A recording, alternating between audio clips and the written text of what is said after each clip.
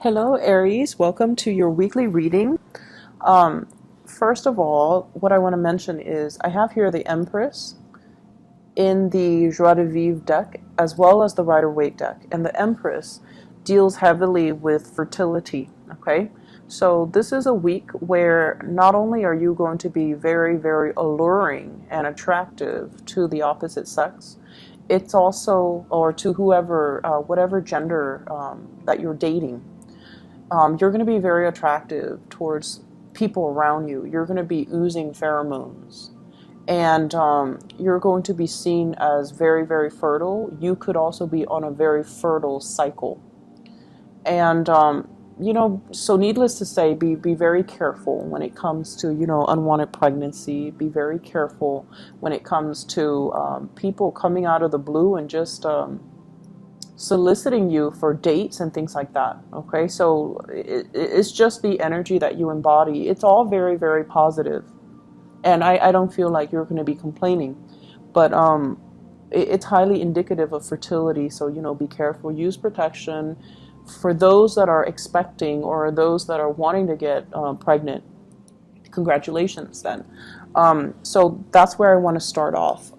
I feel like with this love reading, for many of you, you've been waiting on something with the Three of Wands. This is like waiting to embark on a new journey, waiting to kind of escalate, take things to the next level, waiting for some type of a step up in your relationship. Like, are we moving in together? Are we getting married? Are we having children? Are you going to introduce me to your family? Am I going to introduce you to my family? I feel like you were waiting on somebody that is taking forever to make up their mind, okay? I see an element here with the Empress, the biological clock.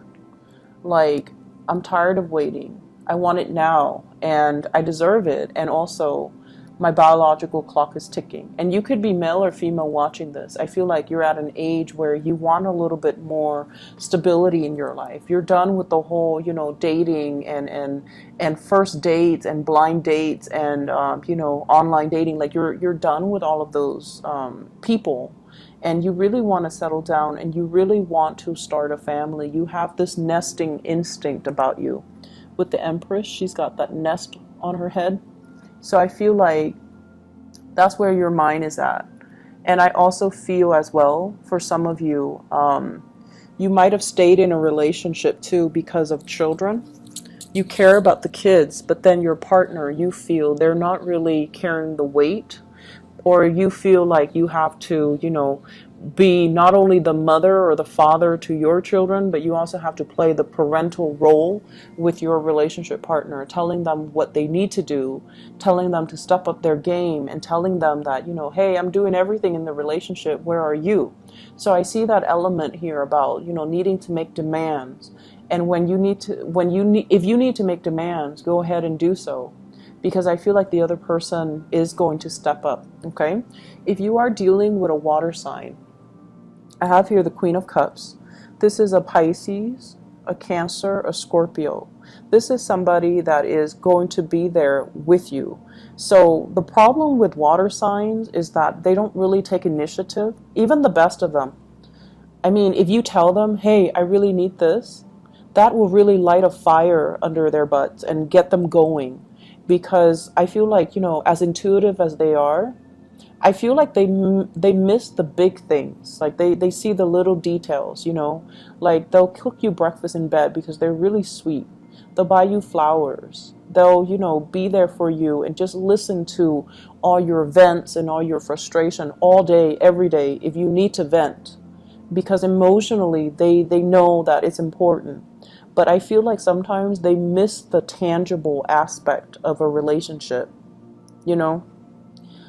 So you kind of have to tell them, and you kind of have to give them a time frame, and you kind of have to tell them, I need this done within an hour, because if you tell them I need it done, they might, ponder over the best way to do something, and then they waste a lot of time. So as spirited as you are, you have to learn to communicate with this person in a way where it expresses that I know you don't agree with this, but I need this done. I need help, you know. So whatever it is that you are dealing with this person, I just feel like if it's child rearing, if you have children with a water sign, they might be the really, really sweet and, you know, that they might be seen as the nice, nurturing parent, and you might be seen as the person, like the disciplinarian, and you feel like that's not fair, you know, so then you have to get them on board with you so that the two of you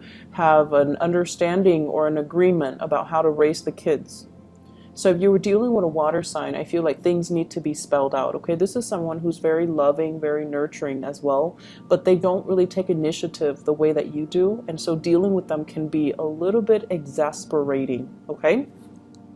For others of you, there has been a lot of waiting and the other person is not really making a move. And if that is the case, you're going to be moving on. Okay, so if you're dealing with an earth sign, Taurus, Virgo, Capricorn, and I especially see like Taurian, Capricorn vibe as well. If they're just sitting there, you know, not really making a move, not really moving in your direction, you're kind of like waving them goodbye. And you're just like, I'm starting a new phase in my life. If you're not able to kind of step up your game, I'm just going to be out of here. And I feel like for those of you who are dating casually, you might be drifting away from this earth sign and going to somebody a little bit more solid, or somebody who is a little bit, I feel, older and a lot more experience, a lot more willing to like waste time, and you know, a lot more decisive. So this is the week where you are definitely making major decisions in your love relationships, coming into this sense of abundance. You're beautiful, you're highly sought after, you are the life of the party, you really stand out, and you stand out from amongst the crowd, and you have a gazillion options to choose from. So if somebody is very wishy-washy with their intentions and with their love, it could be the water sign or even the earth sign, you're really not going to entertain, and you're not going to waste time because you feel like, you know, time is precious, I've got a gazillion things to do. So if I set a date with you and I spend and invest the time in you and you're not really making a move, I'm not going to waste any more time. So this is like taking ownership of your time and making decisions as well to kind of go with the people that actually, you know, give you like concrete ideas as to what they want or what they want from the relationship, rather than waiting and wasting your time on people that are not coming back, or wasting time on people that are not really making a move towards you. I feel like you like an earth sign. You like an earth sign, but they're very perplexed by you. They might be a little bit threatened. They might feel intimidated, or they might feel like you're a little bit careless, or you're moving too fast, or you have a lot of suitors, and that might be why they're not making a move. So if that is the case, then you kind of need to reach out and, you know, tell them how you feel. And then if they're still not budging, then, you know, goodbye. But I feel like it's like this. They see you with all your plans and all your ideas, and you're constantly on the go. You're probably very metropolitan. I see, and it's weird, but I feel like some of you are, you know, like a big city type of a person, and the other person is like a small town type of a person. And so they don't really understand your lifestyle. You might not understand their lifestyle either. And you feel that this lifestyle is not for you, whereas you want something a little bit more dynamic, robust, a little bit more cosmopolitan. And they don't understand it. So I feel like there are ideological differences. It doesn't mean that it's not going to work, but I feel like you have trouble understanding them, and they vice versa have trouble understanding you. So either way, it's a good energy, but I feel like there might be attraction that is on the side of, you know, opposites attract rather than true compatibility. Okay. In other areas of your life, the spiritual advice that I'm getting here is be gentle, but be very firm. And this is in regards to those that are dealing with children. You could be a teacher, a counselor, an advisor. You could run a summer camp. You can have your own children. The first card out is the Hierophant. And every time I see this, I think of it as the disciplinarian, somebody who connects to a higher authority, and then they implement the words and wisdom and the advice of the higher authority. This is what I usually call like childhood conditioning. If you've had parents who were very, very strict, and many of you were rebellious when you were young too. You were quite a handful. And I feel like, when you bring this energy into your current environment where you're dealing with children, you tend to be like this too, like very, very strict, very unforgiving. But this is a week where it's telling you, you can actually get a lot more done if you were, or get them to see things your way, or to get them to kind of listen to you if you behave like this rather than behaving like the Hierophant. So this is someone who is very nurturing, very loving, has a lot of abundance. And, this is somebody that is very fertile. Your energy needs to be kind of like this, where you open up, where you don't speak from that space of like, like the what is that moral high ground, and just come down and truly open up and try to listen to what the younger person is telling you. So I feel like some kids, for those who are parents, you've got kids that are charmer. They don't want to get in trouble. And so they can charm the socks off anybody. They're like sweet and just very affectionate. And sometimes when they get in trouble, and then, instead of disciplining them, they kind of smile and give you the puppy eyes, and then you laugh, and then you end up not disciplining them. And they know this is how you operate, so they know how to get away with things every time they get in trouble. So the trick is, to kind of be firm but gentle, okay? So be consistent as well with the discipline. So I definitely feel if if you and your partner are together and you have children, I feel like there might be some really, really glaring differences in the way that you raise kids, in the way that you discipline them, in the way that you see children.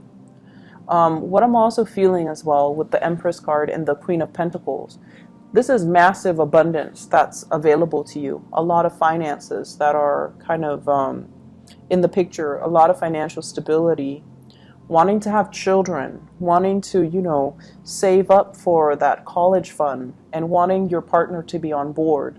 And I also feel because of that, there's this sense here that you have everything.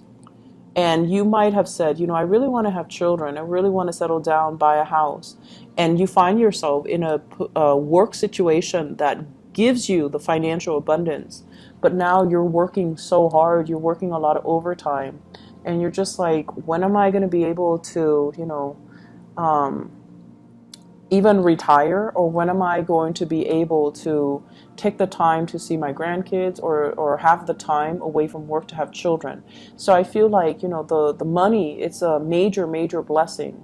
But the hours that are involved, I feel like the work environment's a little bit rigid.